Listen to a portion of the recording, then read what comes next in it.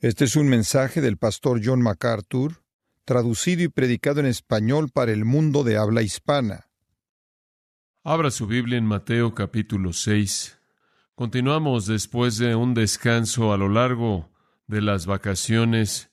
En los últimos 2 domingos continuamos en nuestro estudio de la oración de los discípulos en Mateo capítulo 6. La oración de los discípulos en Mateo capítulo 6. Permítame volvérselo a leer para que pueda tener fresco el pasaje en sus pensamientos en esta mañana. Versículo 9. Vosotros pues oraréis así: Padre nuestro que estás en los cielos, santificado sea tu nombre. Venga tu reino, hágase tu voluntad como en el cielo, así también en la tierra. El pan nuestro de cada día, dánoslo hoy, y perdónanos nuestras deudas, como también nosotros perdonamos a nuestros deudores. Y no nos metas en tentación, mas líbranos del mal, porque tuyo es el reino y el poder y la gloria por todos los siglos. Amén. Ahora nuestro estudio en esta mañana se va a concentrar en el versículo 11, una frase simple, conocida. La petición: el pan nuestro de cada día, dánoslo hoy. La palabra pan nos abre la simplicidad, lo común de esta petición. Sin embargo, nos presenta un significado profundo que demanda nuestro estudio cuidadoso. Y quiero decirle desde el principio en esta mañana, constantemente me veo abrumado conforme estudio esto, hora tras hora, día tras día, semana tras semana. Constantemente me veo abrumado por la profundidad de esta oración. Nunca en mi vida, hasta que estudié esta serie, realmente había percibido lo que hay en esta oración en términos de su riqueza. De hecho, había casi una resistencia en mi corazón llegar a predicar esto porque era una obra maestra en sí misma. No quería añadir ningún macarturismo a su profundidad. Sería equivalente en mi propia mente a tomar un pincel y tratar de arreglar un Rembrandt, o tomar un cincel y tratar de ayudarle a Miguel Ángel un poco con un ángel que él había esculpido. Realmente estaba fuera de mi capacidad y me sentía en cierta manera igual al tratar de entender la oración del Señor. Me sentía casi como si lo único que debía hacer era leerlo y avanzar y dejar que hablara en su propia simplicidad majestuosa. Y sin embargo, conforme pensé en esto, hay un poder tal en ella y una presencia tal en ella y una amplitud tal que a menos de que percibamos la plenitud de lo que está aquí, no vamos a entender la simplicidad de la misma. Y entonces, con cierta ambivalencia, he escogido tratar de expanderla y analizarla y también implementarla en sus corazones, en toda su plenitud, lo que realmente esta oración maravillosa significa. Y llegamos aquí a lo que quizás parece ser lo más simple de todo: el pan nuestro de cada día, dánoslo hoy. Y nos preguntamos si necesitamos pensar en esto, y esto simplemente demuestra que realmente no entendemos todo lo que hay aquí, y entonces veámoslo. Pensando en el pan, en cierta manera, me puse a pensar en esta semana en varias cosas. Estaba leyendo en el periódico acerca del hecho de que Estados Unidos, tratando de ejercer cierta presión en contra de Rusia por haber invadido Afganistán, está decidiendo ahora retener billones de toneladas de grano de Rusia, grano que era para alimentar animales que eran para alimentar a la gente. Y debido a que la producción de grano en Rusia ha decrecido por lo menos 20% y quizás más, Rusia está en una necesidad desesperada del grano que podemos proveer. Y no darles este grano supuestamente va a tener un impacto en ellos. Me pareció interesante que tenemos tanto grano que regalar o vender. Y conforme comencé a examinar este pensamiento, me di cuenta de que tenemos más grano de lo que podemos llegar a usar. De hecho, si no descargamos este grano, que no le vendamos a Rusia, va a rebajar tanto el precio del grano que todos los granjeros van a entrar en una recesión. Tenemos tanto exceso. Y entonces el gobierno, me imagino, va a comprar el grano, lo cual significa que van a imprimir más dinero, inflar al resto del dinero, y estaremos de cualquier manera en el mismo desastre, pero por lo menos va a esparcirlo y los granjeros no tendrán que cargar con la carga entera, pero tenemos tanto grano. Y conforme pensaba en esto, leí un artículo en la revista Time y me di cuenta de que cuando usted llega a la afirmación, el pan nuestro de cada día, dánoslo hoy, podría parecer un poco irrelevante al principio para nosotros. Digo, ¿cuándo fue la última vez que usted oró: Señor, te ruego porque me proveas un alimento, una comida? Me atrevo a decir que su última oración podría haber sido más como esta: Señor, por favor, no permitas que vuelva yo a comer otra comida. Enséñame la disciplina personal. Señor, debo perder peso. No solo tengo lo suficiente para mí, sino para muchos otros. ¿Acaso parece algo distante de nosotros, ¿no es cierto? Digo, ¿cuándo fue la última vez en la que realmente estuvimos en una situación desesperada por nuestro alimento? Dice usted, bueno, este mensaje debería ser predicado en Bangladesh o en Camboya o en el Sahara, en algún lugar, pero no en Estados Unidos. Esto es irrelevante. Pero eso solo ilustra nuestra ausencia de entendimiento de su verdad maravillosa. ¿Sabe usted cuánto tenemos en Estados Unidos? Bueno, tenemos grano en Estados Unidos que va mucho más allá de nuestra capacidad para concebirlo. Debido a nuestra tecnología, debido a la riqueza de la tierra, debido a la sofisticación de la maquinaria. Por ejemplo, ahora están trabajando en nuevos tipos de maíz y grano. Ahora son probados en México. Se reciclan a sí mismos y se regeneran como el pasto, al grado que usted no tiene que volver a sembrarlos. La gente que trabaja con la genética ahora está trabajando en el maíz que va a depositar de regreso a la tierra su propio nitrógeno y nos va a ahorrar algo así como 13 millones de toneladas de fertilizante, el cual está constituido de gas natural, y eso va a ahorrar energía. Ahora han desarrollado maíz que crece de esta manera. En lugar de que crezca así, crece así, y eso significa que usted puede hacer que estén más juntos y los campos pueden duplicar o triplicar su productividad. El equipo que tenemos, tome por ejemplo una de las máquinas de cientos de miles de dólares que son monstruosas, ahora puede producir $118,000 en valor de granos de soya por día. Una de esas máquinas. Las cosechas de Estados Unidos, el resultado de un clima casi perfecto, y la tierra y la tecnología van más allá de nuestra imaginación. Simplemente para darle una idea de esto, simplemente el maíz en sí llenaría 2 millones tamaño jumbo de vagones de tren que se estirarían 13 veces de ida y de regreso por todo Estados Unidos. Y tenemos suficientes máquinas en la actualidad. Si todas fueran alineadas, llanta tras llanta, podríamos cultivar Iowa en un día. Y por cierto, normalmente para cultivar Iowa, si usted lo hiciera usando seres humanos, se necesitarían 31 millones de personas usando 61 millones de caballos. La tecnología nos ha dado una cantidad increíble de productividad en términos de alimento. Y decir, el pan nuestro de cada día, dánoslo hoy, es algo distante. Digo, fui de compras con mi esposa anoche y francamente había pan ad infinitum ad nauseam en la tienda en la que estaba. Usted podía comprar cualquier tipo de pan en cualquier color de paquete que usted quisiera. Y no me pareció una petición importante de oración en el momento. ¿Qué significa esto entonces para nosotros? ¿Qué es lo que este texto nos está diciendo? ¿O acaso deberíamos simplemente predicar un sermón y decir, bueno, van a tener que imaginarse que no tiene nada de pan y después, si tan solo puede imaginarse que no tiene nada, entonces imagine que está desesperado, imagine que está orando por algo de pan? Eso es demasiado falso. ¿Acaso esto nos dice algo? Creo que sí. Descubrámoslo. En primer lugar, usted debe entender el contexto. El Señor está hablando acerca de la oración aquí porque la oración es uno de los elementos de su reino. Y Mateo, el libro entero, presenta a Cristo como Rey, todos los 28 capítulos. Los capítulos 5 al 7 presentan las características de su reino, o los estándares de su reino, o los principios de su reino, y uno de esos es la oración. Y entonces, Cristo está presentando aquí la manera apropiada de orar, el patrón apropiado para orar. Y en esta oración tan simple tenemos todos los ingredientes necesarios para la oración. Si usted quiere orar según el estándar de Dios, y uno de los elementos de la oración es orar por nuestro pan diario. Ahora, eso no supone que no lo tenemos o lo tenemos, simplemente está ahí y tenemos que enfrentarlo como está. Necesitamos saber cómo orar. Ahora, en esta oración el Señor nos da un modelo para nuestras oraciones que no tiene equivalente en la Biblia, y hemos establecido eso, lo hemos explicado. Hemos ya pasado 6 semanas hablando de esto y no quiero regresar y volver a cultivar la misma tierra, pero quiero que sepa que este es un patrón para todas sus oraciones. Y sabe una cosa, lo que yo me encuentro a mí mismo haciendo cuando oro, sea que esté orando con los ancianos, o que esté orando en casa, o que esté orando en la oficina, o simplemente orando donde quiera que esté, manejando con el Señor, o con alguien en un grupo, o con 2 personas que están ahí congregados, o lo que sea, me encuentro siguiendo el esqueleto de este pasaje y tocando cada uno de estos principios, identificándome con ellos. Y esto es lo que he orado.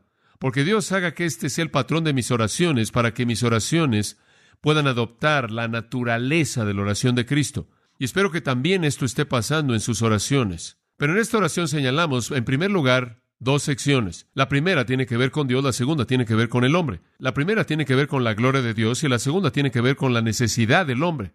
Primero vimos tres peticiones. Santificado sea tu nombre, venga tu reino, hágase tu voluntad. Y esas se enfocaron en Dios y su gloria. Después vimos tres peticiones más enfocándose en el hombre y su necesidad. El pan nuestro de cada día, dánoslo hoy. Perdónanos nuestras deudas y no nos metas en tentación, mas líbranos del mal. Dios entonces es el punto supremo aquí. Y no es sino hasta que Dios esté en la perspectiva apropiada que el hombre puede orar de manera apropiada acerca de sus propias necesidades. Mantenga eso en mente. En primer lugar, vemos el nombre de Dios, el reino de Dios, la voluntad de Dios, y después pasamos a la necesidad del hombre. No podemos orar de manera apropiada con respecto a nuestra propia situación humana hasta que Dios esté en el lugar apropiado. Ahora, quiero apresurarme a añadir esto, que cuando llegamos a la segunda parte de la oración, no hace un lado a Dios. Aunque Dios es exaltado primordialmente en la primera mitad, la segunda mitad lo exalta a Él. Y eso no lo hace a un lado. Por ejemplo, el hecho de que Dios nos da nuestro pan diario, perdona nuestras deudas y no nos mete en tentación, es una expresión de su poder y su gracia. Entonces, Dios es traído a la tierra, por así decirlo, en la segunda parte. Ahora observe esto. Santificado sea tu nombre, venga tu reino, hágase tu voluntad. ¿En dónde? Como en el cielo, así también en la tierra. ¿Cómo es que Dios santifica su nombre, trae su reino y hace su voluntad en la tierra? Al darnos nuestro pan diario, al perdonar nuestras deudas y al guiarnos en nuestras vidas. En otras palabras, es como si la segunda mitad trae a Dios a la vida humana, trae a Dios a la tierra, trae a Dios a la existencia humana, de tal manera que estos dos elementos van de la mano. No es que las primeras tres en cierta manera lisonjean a Dios y después realmente presentamos lo que queremos para nosotros mismos. No, estamos diciendo, Dios, glorifícate a ti mismo en nuestra provisión diaria. Dios, glorifícate a ti mismo en nuestro perdón constante. Dios, glorifícate a ti mismo en la guía y la dirección de tu Espíritu en nuestras vidas. Dios, despliégate en tu mundo, que tu reino venga a la tierra. Entonces, no es un hacer a un lado a Dios en ningún sentido. La oración no es adular a Dios y después demandar ciertas cosas de Él. Mi corazón continuamente se entristece en la actualidad en este movimiento en el cristianismo que anda por todos lados demandándole cosas a Dios. Una señora me envió un folleto y ella dijo, no creo que usted entiende el recurso verdadero que tenemos en la oración. Por favor, lea este folleto. Y el folleto, una y otra vez, sigue esta idea de que tenemos el derecho de demandarle cosas a Dios debido a quienes somos. Ese no es el punto de la oración en absoluto. Debemos darle a Dios el privilegio y la oportunidad de revelar su gloria a través de la satisfacción de las necesidades humanas más profundas. Pero es debido a que queremos que Dios se manifieste a sí mismo, no porque hacemos demandas de Él para nuestro propio beneficio. Si la oración se vuelve centrada en el hombre, si la oración se vuelve centrada en mí mismo, si la oración se vuelve egoísta en cualquier sentido, deja de ser el tipo de oración que nuestro Señor dijo que debía caracterizar a su reino. Y sin embargo, tantas personas se acercan a Dios de esa manera. En la oración nos acercamos a Dios para obtener algo para nosotros en lugar de permitirle que glorifique su nombre. Y lo que queremos. Y cuando no lo recibimos, entonces comenzamos a cuestionar a Dios. Mientras que si tan solo le permitiéramos a Dios el derecho de tomar la decisión para que Él determine cómo va a revelar su gloria, sin importar lo que Él haga, entonces diríamos que sea para tu gloria. Y si eso es lo que tú escoges como el medio para desplegar tu majestad, así sea. Pero cuando nos volvemos centrados en nosotros mismos, en nuestras oraciones, entonces comenzamos a cuestionar a Dios, y entonces ese es un pecado serio. Somos pragmatistas en nuestra sociedad. Somos operadores de máquinas que venden productos. Metemos una moneda y queremos un producto para nosotros mismos, y entonces, como consecuencia, tratamos la oración de esa manera. De hecho, tratamos muchas cosas de esa manera. Pienso en dar con tanta frecuencia. Algunas personas sé que dan para recibir. Oyeron un sermón que si le das al Señor, Él te va a devolver. Medida buena, remecida, en abundancia. Si le das al Señor, Él te va a dar tantas cosas. Y eso es verdad. Pero esa no es la razón por la que damos. Dios es el que decide hacerlo. ¿Por qué damos? Es para que Él sea glorificado en su respuesta, no para que podamos recibir algo. Es como la señora que envió $5 al obispo Shin, y al día siguiente ella recibió un cheque por $100 en el correo. Ella ganó un premio. Ella le contó a su joven hijo, ella dijo, es tan maravilloso, el dar realmente funciona. A lo cual su hijo respondió, bueno, si funcionó tan bien la primera vez, ¿por qué no envías los $100 de regreso al obispo Shin y ve lo que sucede? Es como apostarle un caballo. Tú apuestas $100 al obispo Shin. Un escritor dice, si todos los testimonios que se dieran durante las reuniones anuales de administración de mayordomía fueran a ser creídas, el diezmo sería reconocido por su utilidad y enseñado como un principio de inversión en cursos, en clases de administración de negocios. Ahora, creo que hacemos lo mismo con la oración muchas veces también. Usamos la oración como una manera de recibir en lugar de que sea un medio para que Dios reciba la gloria, lo cual dice Juan 14:3 que para eso es la oración. Ahora veamos las 3 peticiones que le dan a Dios la oportunidad de glorificarse a sí mismo. En primer lugar, el pan nuestro de cada día, dánoslo hoy. Habla de la vida física, la vida física. En segundo lugar, y perdónanos nuestras deudas como también nosotros perdonamos a nuestros deudores. Habla de la vida mental, y vamos a entrar en más de eso la próxima vez. En tercer lugar, y no nos metas en tentación, mas líbranos del mal. Es la vida espiritual. Pan, eso es nuestra vida física. Perdón, eso libera nuestra mente de la ansiedad y el dolor de la culpabilidad y la carga del pecado. Y guiarnos y alejarnos de la maldad es la dirección espiritual. Por cierto, el pan se encarga del presente, el perdón se encarga del pasado y la ayuda se encarga del futuro. Entonces, todas las dimensiones de la vida son cubiertas y todas las necesidades de la vida son cubiertas. Es sorprendente la maravilla, lo maravilloso, lo sorprendente que es cómo la mente infinita de Dios puede reducir todo lo que hay de la necesidad humana en 3 afirmaciones simples y profundas. Ahora escuchen, amados. Esta oración entera se presenta para glorificar a Dios. Todo. Padre nuestro que estás en los cielos, eso es la paternidad de Dios, como lo hemos visto. Santificado sea tu nombre, la prioridad de Dios. Venga a tu reino, el programa de Dios. Hágase tu voluntad, el propósito de Dios. El pan nuestro de cada día, dánoslo hoy, la provisión de Dios. Perdónanos nuestras deudas, el perdón de Dios. No nos metas, la protección de Dios. Y finalmente la preeminencia de Dios, porque tuyo es el reino, el poder y la gloria por los siglos de los siglos. Amén. Todo es para la gloria de Dios. Nunca olvide eso. Si usted no aprendió nada más de esta lección, aprenda que todas sus oraciones son para la gloria de Dios. Todas lo son. ¿Sabe una cosa? Inclusive cuando usted mete comida a su boca, es para la gloria de Dios, no para su sustento. Primordialmente, ¿sabía eso? Esa es la razón por la que dice en 1 Corintios 10:31, si pues coméis o bebéis o todo lo que hagáis, hacedlo todo ¿para qué? Para la gloria de Dios.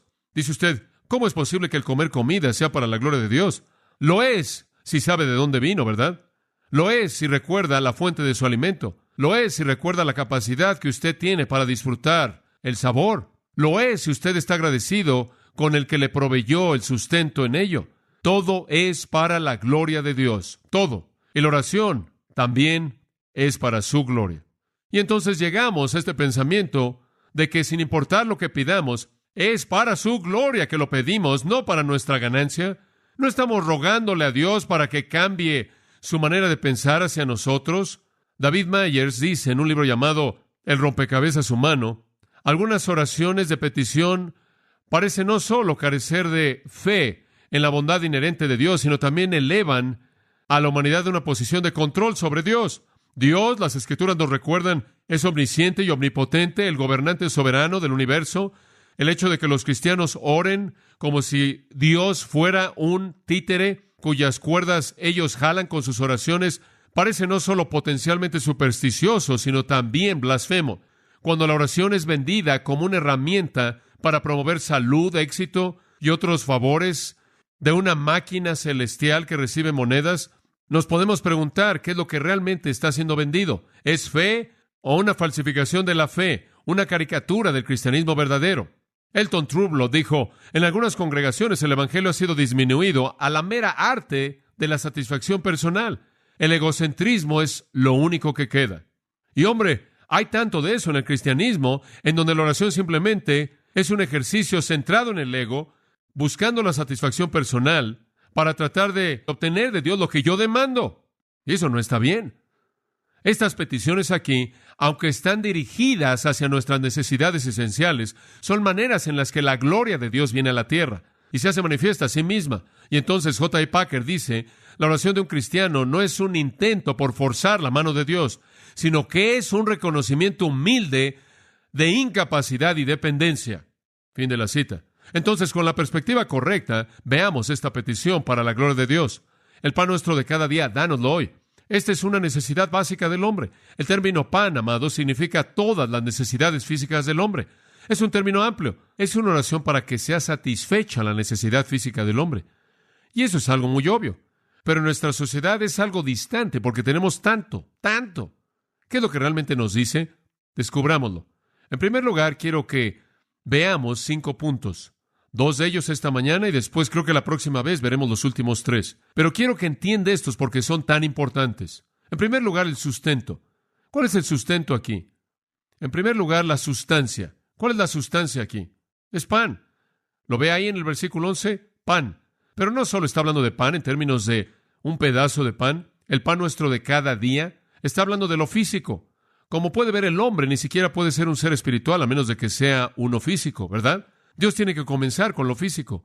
Me emociona saber que Dios, el Dios quien es el Dios de las épocas celestiales infinitas, el Dios quien es el Dios del espacio, Dios quien es el Dios que está más allá del tiempo, el Dios de la eternidad, el Dios quien es el Dios infinitamente santo del universo, quien sustenta todos los mundos y las estrellas en la palma de su mano, ese mismo Dios se preocupa porque mis necesidades físicas sean satisfechas. Ese mismo Dios se preocupa por el hecho de que yo tenga un alimento que comer, ropa que vestir y un lugar donde descansar.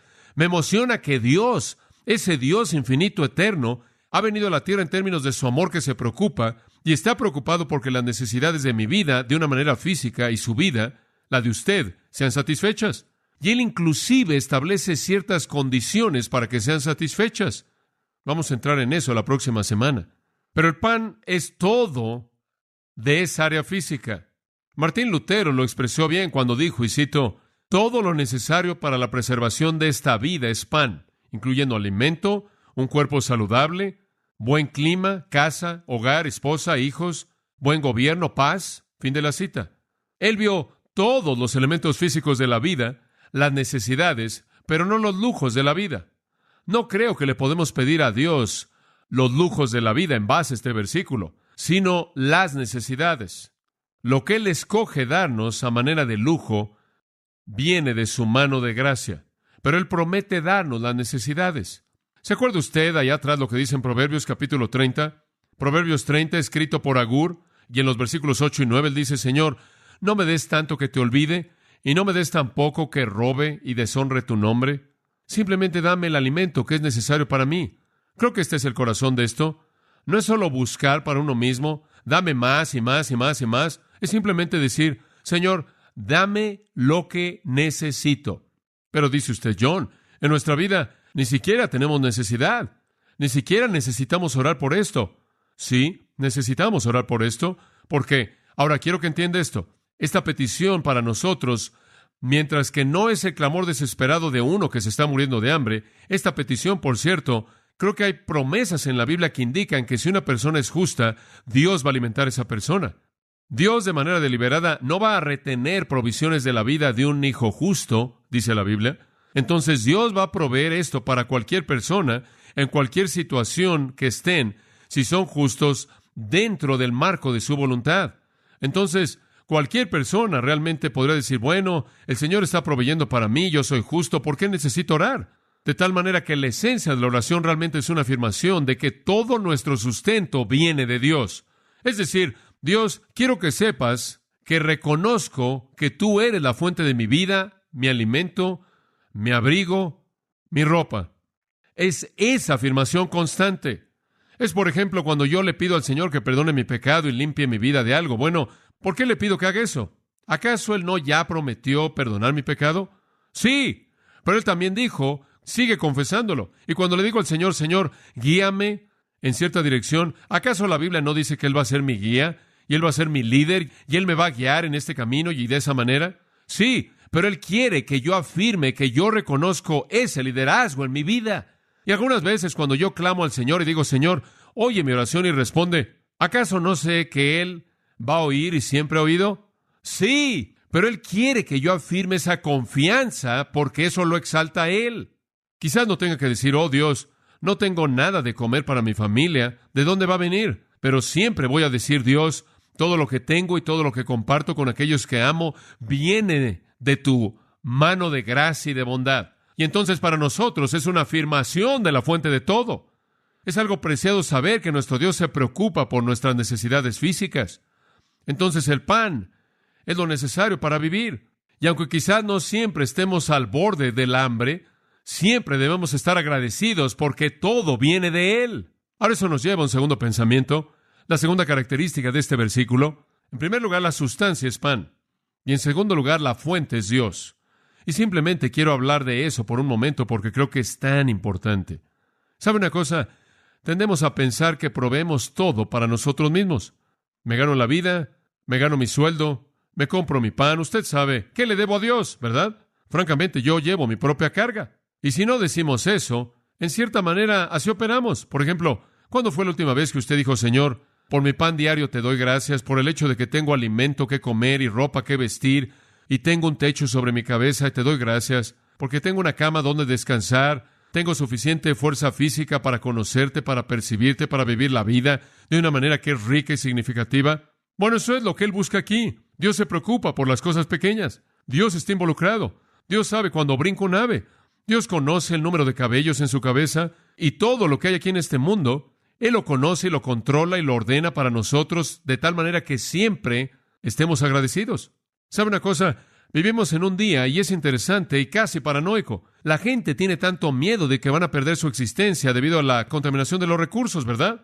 Tememos los reactores nucleares, nos da miedo porque los reactores nucleares están echando a perder nuestro ambiente, nos da miedo por contaminar nuestros mares y nuestros ríos y lagos, nos da miedo la sobrepoblación, nos da miedo el smog y la contaminación del aire, nos da miedo afectar el ozono que rodea la Tierra, nos da miedo contaminar el espacio con toda la basura y el metal que está flotando por todos lados, nos da miedo contaminar nuestros cuerpos con químicos, nos da miedo todo esto. Y con todo el dinero que tenemos y con todos los recursos que tenemos, el hombre sabe que siempre está al borde de devastar su ambiente al punto en el que ya no tenga recursos, lo cual debería llevarlo al reconocimiento que Dios sustenta todo esto. Y sabe una cosa, va a venir un día en el libro de Apocalipsis cuando Dios apague las luces en los cielos, cuando Dios convierta los ríos en sangre, cuando Dios haga que el mundo se vuelva loco, cuando el mar se trague todas sus naves y mate a todos los peces, cuando la devastación literal aplaste al mundo, el sol se oscurezca y la luna no dé su luz y todos los recursos se acaben.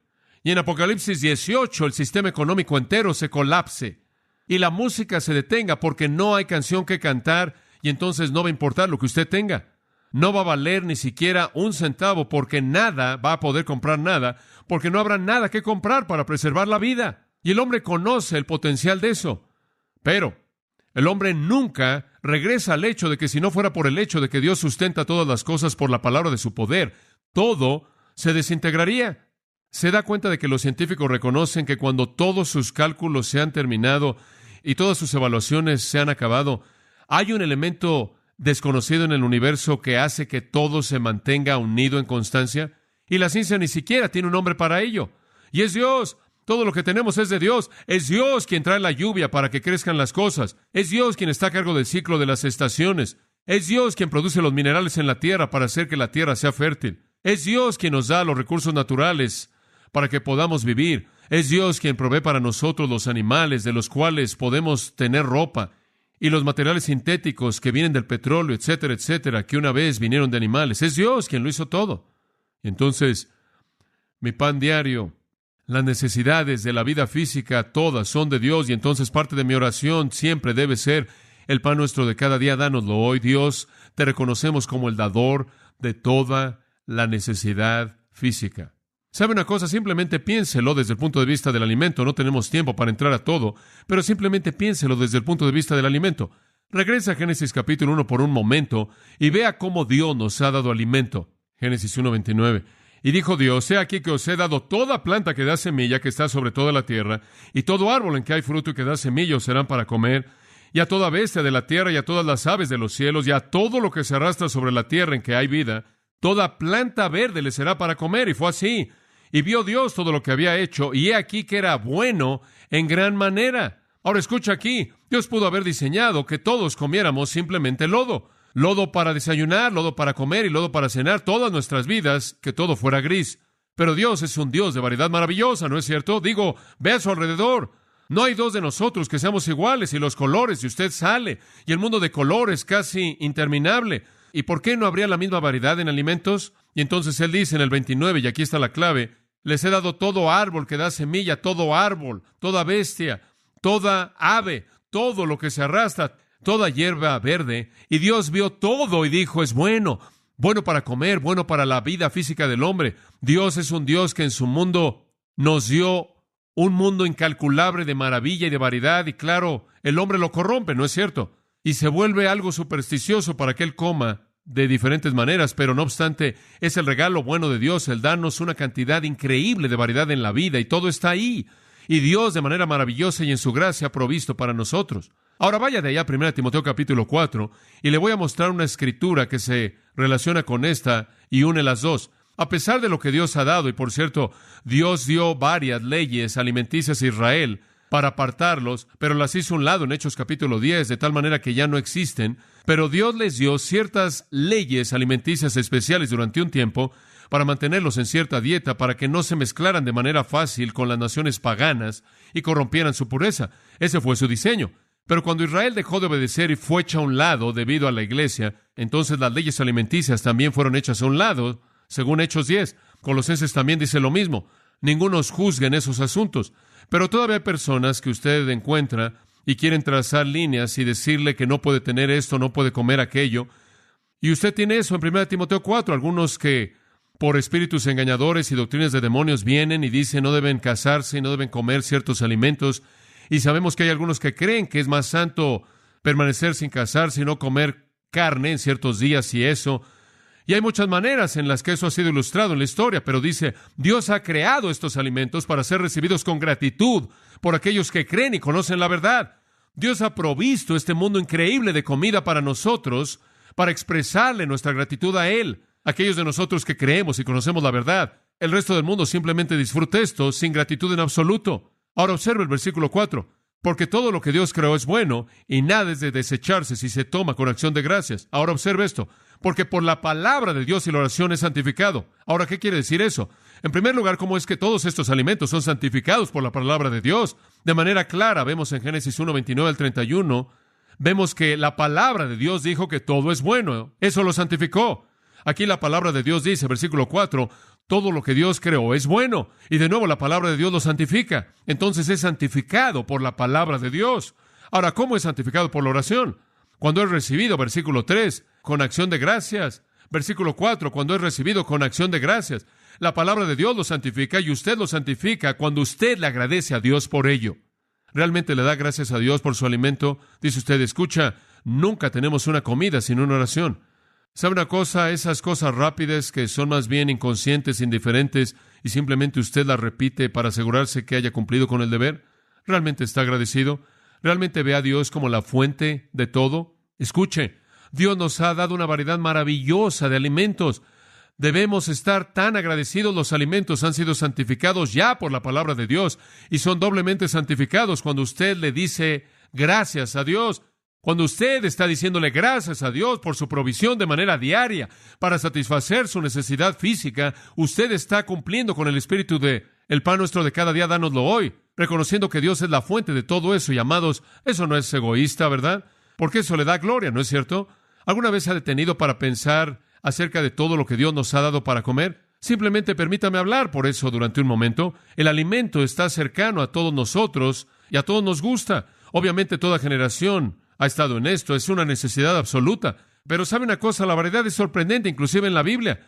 Estaba viendo algunos versículos para tratar de terminar con algún menú bíblico para usted. Y aquí viene. En primer lugar, Dios ha provisto alimento de plantas. Ahora, bajo el alimento de plantas hay varias categorías. En primer lugar, granos. Y si usted estudia la Biblia, usted va a encontrar en los campos de Palestina, por ejemplo, que producían trigo, cebada y otros granos. Esos son simplemente diferentes tipos de granos. Y después está un término, maíz. El maíz no significa el maíz indio que llamamos maíz. Es simplemente un término general para todo ese tipo de grano que era usado, porque ese tipo de maíz que tenemos en la actualidad ni siquiera era conocido en esos días. Se refiere a granos de cereal. Entonces tenían todos estos granos. Ahora, según Isaías 3:1 y muchos otros pasajes, tomaban el grano, aplastaban el grano y cuando era aplastado, lo hacían harina. Después lo convertían en pan y hacían todo tipo de panes diferentes. Esto era gran parte de su vida. Otra cosa que me pareció interesante era que tomaban los granos y los dejaban en el sol, ahí sobre una piedra para que se secaran, y después les ponían sal, y eso era lo que usaban como botanas. Así como cuando usted va a la tienda de comida saludable y tienen todas estas bolsas de granos con sal. Usted puede comprar los granos de soya o lo que sea. No conozco todo eso, pero es parecido. Tenían sus alimentos de botanas, tenían cosas crujientes, también tenían esta familia de nueces. Según Génesis 43:11, Dios proveyó algo así como nueces, también vegetales. Y conforme veía las Escrituras, tenían también pepinos, por ejemplo. También tenían algún tipo de cebolla. Tenían cebollas, ajos, lentejas, frijoles, hierbas amargas, menta y otras cosas. Y después en Jeremías 6:20 habla de caña dulce, que probablemente es caña de azúcar. Y usted sabe lo importante que es el azúcar para nosotros, para darle sabor a todo lo que comemos. Y eso fue hecho por el Señor. Usted tiene que recordar eso en su estado natural. Las frutas también son parte de los alimentos de las plantas que Dios ha dado. En la Biblia tenemos uvas, pasas, aceitunas, higos, granadas, manzanas, y después lo que Jeremías llamaron fruto de verano. No estamos muy seguros de lo que es. Y esos quizás sean nombres familiares, conocidos, y podría haber variedades interminables de eso. Después llega usted a los alimentos animales que el Señor proveyó. Y simplemente estoy hablando aquí de la tierra de Israel, por no decir nada de ir por todo el mundo. Pero en los alimentos animales usted tiene en primer lugar la carne de animales que se nos ha provisto para comer. No tiene nada de malo comer carne. No es espiritual ser vegetariano. Si usted es vegetariano y lo prefiere, eso está bien, es maravilloso. Si usted es carnívoro y solo quiere comer eso todo el tiempo, también está bien. No es un asunto bíblico. Usted no es más espiritual si usted no come carne. Pero Dios ha provisto bueyes, ovejas, cabras para Israel. Inclusive el puerco ha sido provisto, aunque ellos fueron restringidos de comerlo. Y esa restricción ha sido quitada en Hechos 10, como dije. Ellos preferían corderos y tenían la opción. La Biblia habla de bueyes en un establo. Ese era el buey que colocaban en el establo. Y no lo dejaban correr para que se endurecieran sus músculos. Simplemente querían que engordara y estuviera jugoso. Y eso es algo así también como el animal engordado. Y también tenían, por cierto, en Deuteronomio 14:5 hay una lista de 7 animales que podían ser cazados para comerse. Es interesante. Peces, tenían 4 tipos de insectos, según Levítico 11, que ellos disfrutaban. Ahora, no sé cómo servían esos insectos. He visto hormigas cubiertas de chocolate en una tienda o algo así, pero no sé. Quizás tenían también ese tipo de insectos crujientes también, y simplemente los incluían con sus nueces y demás, no sé. Pero también había, ¿sabe una cosa? Lo que a usted le guste, ¿verdad? También tenían aves, diferentes tipos de aves que comían, y usted puede estudiar en las Escrituras y va a encontrar en 1 de Samuel 26 que comían otras cosas. En Éxodo 16 comieron codornices. En Génesis 15 comían otras aves, y en Mateo usted encuentra gallinas corriendo por todos lados que están cantando de vez en cuando, y estoy seguro de que tenían un propósito para ellas también. Y entonces el Señor les proveyó aves de una manera abundante, con una variedad abundante. Y después pasa de productos animales en carne a productos animales que vienen a través del proceso de lácteos. Y usted tiene leche. De hecho, comían productos derivados de la leche. En Génesis 18:8 tenemos mantequilla, tenían queso, Job nos dice, tenían huevos de gallinas, tenían miel, tenían leche de las vacas, de las cabras, de las ovejas, inclusive bebían leche de camello, lo cual no se oye muy interesante, pero la bebían. Estuve en Egipto en una ocasión y me dieron una hamburguesa de camello. Eso no fue lo que dijeron que era, pero sabía que eso es lo que fue.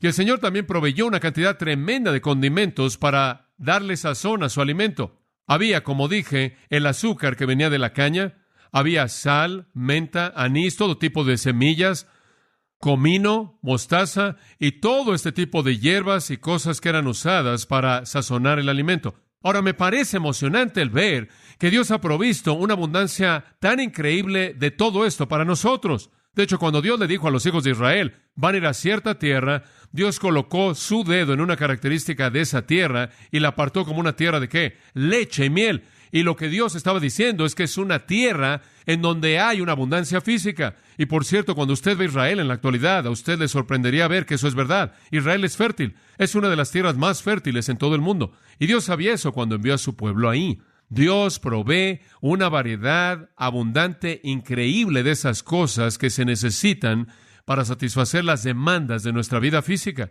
Y sabe una cosa, estaba pensando en ilustrar. No tengo tiempo para ilustrar mucho de esto, pero usted tan solo debería estudiar algunos de los incidentes en el Antiguo Testamento en donde estaban comiendo y ver todas las cosas que tenían. Es sorprendente. Abigail se apresuró. Simplemente escuche esto. ¿Cómo le gustaría cocinar esto, esposas? Ella tomó 200 panes. Ese es un buen comienzo.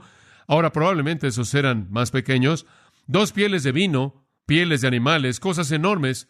5 ovejas. Digo, ¿le gustaría cocinar 5 ovejas? 5 medidas de grano, muchas de estas cosas crujientes de grano. 100 racimos de pasas y 200 panes de higos. Los empacó sobre los animales de ella y salió. Ahora eso es algo emocionante, hombre. No sé lo que iba a pasar, pero sé que las personas disfrutarían todo eso. Y puede entrar en 2 de Samuel, 1 de Reyes y demás, y encontrar todas estas cosas que fueron provistas como alimento. Ahora, ¿de dónde vino todo eso? Dios hizo todo, ¿no es cierto? Todo, cada cosa. Es divertido cuando usted trata de decirle a sus hijos eso, usted sabe, y ellos no entienden. Bueno, Dios no hizo las hamburguesas, o Dios no hizo los hot dogs. Ellos no entienden que todas las cosas están hechas de partes componentes de lo que Dios hizo. Inclusive nuestra ropa. Dependemos de los animales para nuestra ropa. Dependemos de las plantas para nuestra ropa. Y la gente dice, bueno, yo tengo un vestido de poliéster, usted sabe, no hay animal o planta. Ah, pero eso está hecho, creo, de un producto de petróleo que viene de la tierra, y Dios hizo eso también. Usted no tiene nada, nada. Usted no come nada, usted no se viste de nada, y usted no vive en nada que no vino de esta tierra, y todo elemento de ello vino de la mano creadora de Dios. Y es la cúspide de la indiferencia y la ingratitud. No está reconociendo eso de manera diaria y afirmando que Dios es un Dios que diariamente está activo al sustentar su mundo de tal manera que sustenta nuestras necesidades físicas. Cuán agradecidos debemos estar por la provisión de gracia diaria amorosa de Dios. ¿Sabe usted que Dios, inclusive, esto es sorprendente, Dios ha establecido una red que es tan increíble? Dios tiene que tener su sistema entero de alimento para el hombre, pero para que tenga alimento para el hombre, Él tiene que alimentar el alimento que alimenta al hombre. ¿Se da cuenta de eso? Y entonces Dios tiene que alimentar a los animales y las plantas, y tiene que haber minerales de otros animales y otras plantas, y el ciclo entero es simplemente para proveer para el hombre. La Biblia dice que para los que comen plantas hay hierbas, para los bueyes hay pasto y hay paja, para los caballos hay cebada, para las aves hay semillas, para las langostas hay plantas, y Dios mantiene el ciclo entero en orden. Y por cierto, la lluvia es un regalo de Dios, ¿sabía eso? Y si Dios cerrara los cielos, nada crecería. Y si el pasto no creciera, y las plantas no crecieran, los animales no comerían. Y si los animales no comerían, usted tampoco comería, y todos estaremos muertos. Entonces, si no llueve, todo esto se viene abajo. Pero Dios sustenta el mundo y hace que siga lloviendo. Todo lo que tenemos es de la mano de Dios. Dice usted, ahora espera un momento, yo me gano la vida. Si usted tiene la capacidad de agacharse, si tiene la capacidad de abrir su boca y hablar y ganarse la vida, si tiene la capacidad de pensar y ganarse la vida, es Dios quien le dio a usted esa capacidad y esa facilidad. Y por cierto, el dinero que usted tiene del banco fue hecho de cosas que Dios creó. El papel vino de árboles y las monedas vinieron de minerales. No hay nada en el mundo que Dios no creó. Hablamos de dependencia. Somos dependientes de Dios. 1 de Crónicas 29:14 dice, todas las cosas vienen de ti y de lo tuyo te hemos dado. Cualquier cosa que usted le devuelve a Dios es algo que Él le dio a usted para comenzar. Thomas Watson, ese gran puritano con un corazón por Dios, escribió esto y cito, si todo es un regalo de Dios, ¿ve usted la ingratitud odiosa de hombres que pecan en contra de su dador? Dios los alimenta y ellos pelean en contra de Él. Él les da pan y ellos le dan afrenta. ¿Cuán indigno es esto? ¿No deberíamos clamar vergüenza en contra de aquel que tiene un amigo que siempre le está alimentando con dinero y sin embargo lo traiciona y lo lastima a ese amigo? De esta manera ingrata los pecadores tratan con Dios. No solo olvidan las misericordias de Dios, sino que abusan de ellas. Como Jeremías 5:7 ha dicho, cuando los había alimentado hasta saciarse, entonces cometieron adulterio. ¡Oh, qué horrible es pecar contra un Dios generoso! Golpear la mano que da. Fin de la cita. En Deuteronomio 32:15 dice, Jesurún engordó y se rebeló. ¿Sabe una cosa? Entre más tiene usted, menos agradecido está usted, ¿verdad? Necesitamos tener cuidado en nuestra sociedad. Dice usted, este versículo no se aplica a nosotros, ¿verdad? Quizás se aplica a nosotros más de lo que se aplica a la gente que tiene muy poco, porque tienden a expresar esta gratitud y petición. Y nosotros no, porque tenemos demasiado. Dependemos de Dios, amados, para todo lo que tenemos. Es Dios quien nos da nuestra provisión física. La próxima vez que usted ore, recuerde afirmar que todas sus necesidades físicas son satisfechas por Dios y pídale humildemente que continúe haciendo eso para que el nombre de Dios sea glorificado en su oración de gratitud. Bueno, quería avanzar un poco más, pero haremos eso la próxima vez. Oremos. Padre, realmente solo hemos presentado el principio de esta afirmación maravillosa, importante, pero ciertamente hemos tocado la parte más importante, que es de tu mano que recibimos todo. Oh Señor, que siempre estemos agradecidos, que todo lo que poseemos de lo físico sea santificado no solo por la palabra de Dios, sino por la acción de gracias en nuestras oraciones, como Pablo le dijo a Timoteo. Señor, haznos agradecidos. Señor, que sepamos que no hacemos nada por nosotros mismos, que no tenemos absolutamente ningún recurso a menos de que tú nos los des. Que sepamos que tú has hecho todo, tú sustentas todo, que toda buena dádiva y todo don perfecto desciende de ti. Y Señor, que seamos el tipo de personas que están en la posición de recibir la promesa y que te devolvamos tu bendición, tu regalo cada día con nuestra gratitud, para tu gloria. Que el mundo nos oiga dando gracias y sepa que no tomamos crédito para nosotros mismos por nada, sino que te damos toda la alabanza. Sé glorificado, Padre, en tu provisión abundante de nuestra necesidad física. Oramos en el nombre bendito de Cristo. Amén. Bueno, allá hay algunas cosas emocionantes que usted puede aprender acerca de cosas prácticas con respecto a esto, conforme estudiemos el próximo día del Señor, y estaré esperando eso con gusto, y espero que usted también lo espere. Usted ha escuchado a John MacArthur, maestro bíblico de Gracia a Vosotros.